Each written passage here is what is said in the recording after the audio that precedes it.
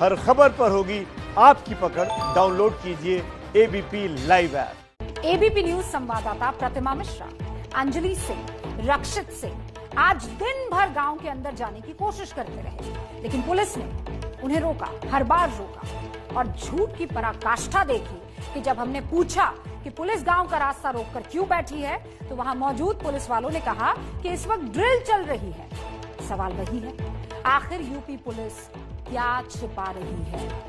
पहले रात के अंधेरे में अंतिम संस्कार कर देती है, फिर मीडिया को रिपोर्टिंग करने से रोकती है, और तो और हाथरस के डीएम परिवार वालों से मिलकर कहते हैं कि मीडिया वाले तो चले जाएंगे, हम आपके साथ रहेंगे। तो इसे क्या माना जाए? और क्यों ना इसे सच छिपाने के लिए यूपी पुलिस और प्रशासन की साजिश मानी जाए?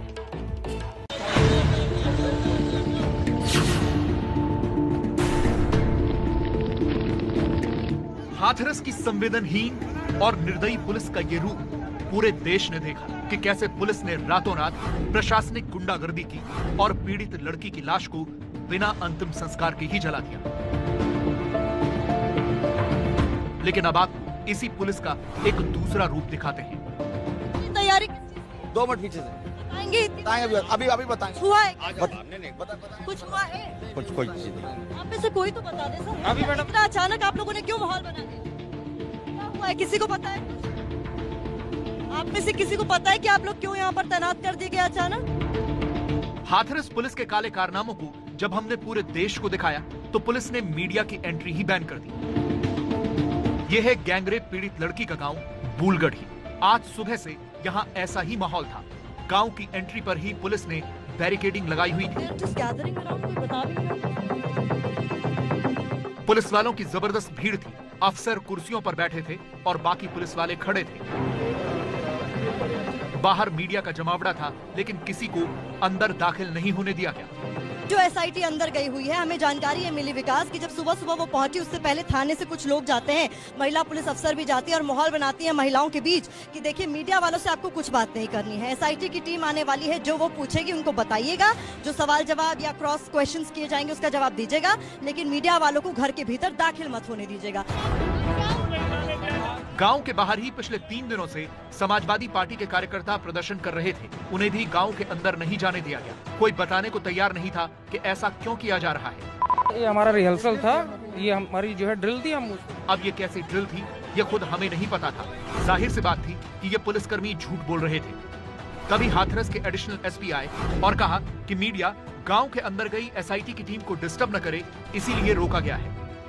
कल जब हमारी एसआईटी वहाँ गई थी अपनी जांच करने के लिए, उस एसआईटी के काम में इंटरफेयर किया गया। किसने इंटरफेयर किया? मीडिया वालों ने। किस तरीके से? मैं बता रहा हूँ, जब वहाँ पर एसआईटी गई, परिवार वालों से बात कर रहे थे, उनको एकांत नहीं दिया गया, बयान नोट करने का मौका नहीं दिया गया, बार बार बीच में डिस्टर्बेंस किया जा रहा। दूसरा, क्लोज प्रॉक्सिमिटी में जो हमारे सिक्योरिटी पर्सनल लगे हुए थे, उनमें 3 लोगों को कोरोना का सिम्टम्स आया है, उसको आज क्वारंटाइन कर दिया गया है, और इस वजह से ऊपर से ये आदेश आया है कि फिलहाल आप लोगों को रोका जाए। समाजवादी पार्टी के कार्यकर्ताओं ने एक बार फिर से अंदर जाने की नाकाम कोशिश की, लेकिन उन्हें फिर से रोक दिया गया। समाजवादी पार्टी के वो कार्यकर्ता पिछले 3 दिन से जो कि पीड़िता के परिवार से मिलने की बात कर रहे थे, अब देखिए यहाँ उस रास्ते पर लेट गए हैं जो रास्ता उस गांव की ओर जाता है, उस पीड़िता के घर की ओर जाता है, जिसे पुलिस ने बैरिकेड्स लगाकर बकायदा बंद कर दिया। ना मीडिया को अंदर जाने दिया जा रहा है, ना यहाँ पर उस किसी भी शख्स को जाने दिया जा रहा है जो पीड़िता के परिवार से मिलकर उनका दर्द बांटना चाहता है। अब देखिए अलग ही तरीके का प्रदर्शन यहाँ शुरू हो गया। अब तक कोशिश की जा रही थी कि अंदर जाने के लिए पुलिस को मनाया जा सके। कई बार इन कार्यकर्ताओं ने कोशिश की पुलिस वालों से कहने की कि हमें जाने दीजिए, पर जाने नहीं दिया गया। तो अब ये लोग लेट के प्रदर्शन कर रहे हैं। आप लोग कब तक डटे रहेंगे? योगी मोदी की सरकार तक डटे रहेंगे यहाँ पर, जब तक अंदर हमारे डेलीगेशन को नहीं जाने दिया जाएगा, यहाँ से नहीं हटेंगे। पूरे लाठीचार्ज कर दे, अरेस्ट कर दे, जेल भेज दे, हम जाने के लिए तैयार हैं। या तो जेल जाएंगे, सर पटवाएंगे, नहीं तो हमारा डेलीगेशन अंदर जाएगा। सिर्फ सरकारी बहाना कोरोना हो जाएगा। कोरोना को लेके इन्होंने सारी चीजें छिपा दी। नहीं, हमारे लिए कोरोना है, बीजेपी वाला कौन है? इसके बाद दोपहर में घंटों तक परिवार से पूछताछ करने के बाद एसआईटी की टीम गांव से निकली, लेकिन इसके बाद भी मीडिया कर्मियों को जाने की इजाजत नहीं मिली। ये SIT की ही टीम है जो बाहर निकल कर आ चुकी है। यहाँ आप तस्वीरों में देख रहे हैं और घर वालों से मानकर चलिए कि सुबह से ही SIT की टीम उनके घर पर मौजूद थी और पूछताछ का सिलसिला जारी था, जिस दौरान मीडिया वालों को अंदर जाने की अनुमति नहीं थी। तमाम कोशिशें हमारी तरफ से की गई। हमने पूछा भी कि हम अंदर जा सकते हैं नहीं, लेकिन यहाँ पर कह दिया गया कि ऊपर से ऑर्डर्स हैं कि मीडिया वालों को अंदर ना जाने दिया जाए और परिवार वालों को भी बाकायदा ब्रीफ किया गया था कि अगर मीडिया से कोई गलती से भी आए तो उनसे कोई बात आपको नहीं करनी है। तभी वहां वो सीमा कुशवाहा आई, जिनका दावा है कि दिल्ली की निर्भया का केस भी उन्होंने लड़ा था और वो हाथरस की इस लड़की का केस भी लड़ना चाहती थी, इसीलिए वो गांव के अंदर जाना चाहती थी। 8 दिन तक रेप का सेक्शन दर्ज नहीं किया आपने।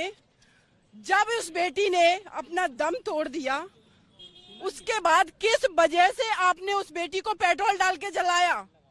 हम बेटियों की डिग्निटी की कौन रक्षा करेगा?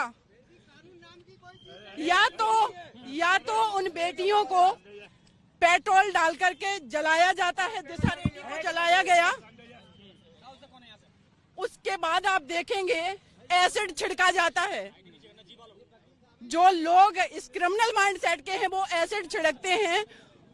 पुलिस पेट्रोल छिड़क करके उस बेटी को मार देती है, उसकी आत्मा को मारा जाता है, उसकी डिग्निटी को मारा जाता है। मैं यहाँ इसलिए आई हूँ आप लोगों के माध्यम से देश के प्रधानमंत्री, उत्तर प्रदेश के मुख्यमंत्री और जो लोग भी इस रिस्पॉन्सिबल पद पे हैं उनसे मैं सवाल करना चाहती हूँ कि देश की 49% आबादी के लिए आज तक आप लोगों ने क्या किया है? आपकी क्या स्ट्रेटेजी है? इन्हीं सवालों के साथ सीमा कुशवाहा गांव के अंदर दाखिल होने की कोशिश करने लगी, लेकिन पहले उन्हें रोका गया। उन्होंने वजह पूछी तो जवाब में एक तीखी बहस शुरू हो गई।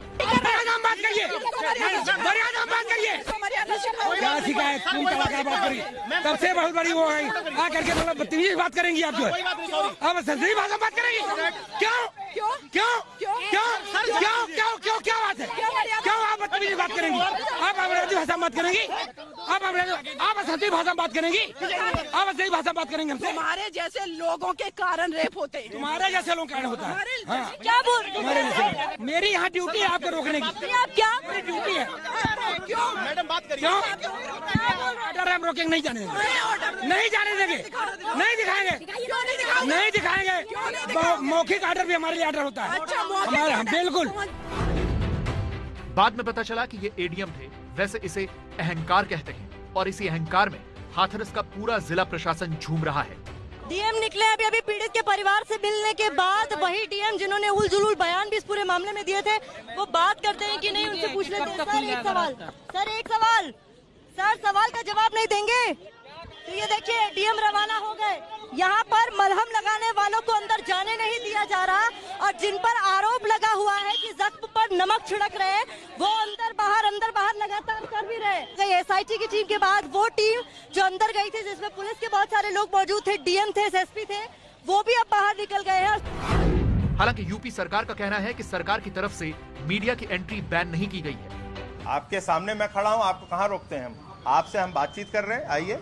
आपसे एक मंत्री बात कर रहा है, प्रवक्ता बात कर रहा है, तो उनका जिला प्रशासन का कुछ अधिकार होते हैं जब वो कानून व्यवस्था को मेंटेन करते हैं। वैसे इन्हें अधिकार नहीं, ज्यादती कहते हैं, प्रशासनिक गुंडागर्दी कहते हैं। हाथरस का जिला प्रशासन ये जानता है कि इस पूरे मामले में उसने जमकर लीवापोती की है और प्रशासन की ये करतूतें गांव वाले या लड़की के घर वाले मीडिया के सामने बता न दें, इसीलिए मीडिया की एंट्री प्रतिबंधित की गई।